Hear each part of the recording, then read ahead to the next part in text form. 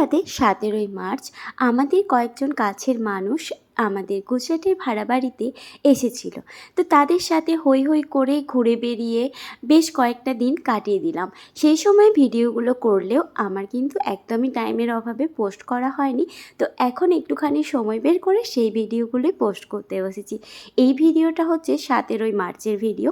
সেই দিন ওরা প্রায় 3:30-4টে নাগাদ ফেরার পরে একটুখানি ফ্রেশ ট্রেশ হয়ে খাবার দাবার খেয়ে আমরা সবাই মিলে বেরিয়ে পড়েছিলাম একটুখানি এখানের আশপাশটা ঘোরাঘুরি করতে।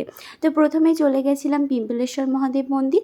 সেখান থেকে একটু টাইম কাটিয়ে আমরা পাশের একটা শিব মন্দিরে গেছিলাম। আর এই শিব মন্দিরটা সংলগ্ন একটা বাচ্চাদের খেলার জায়গা ছিল, যেখানে বাচ্চারা খুবই এনজয় করেছে আর তার সাথে আমরাও বসে খুব গল্প করেছি। এরপর আরতি দর্শন করে আমরা বাড়ি ফিরে চলে এলাম। আজকের মতো এইটুকুই, দেখা হচ্ছে পরে ভিডিও।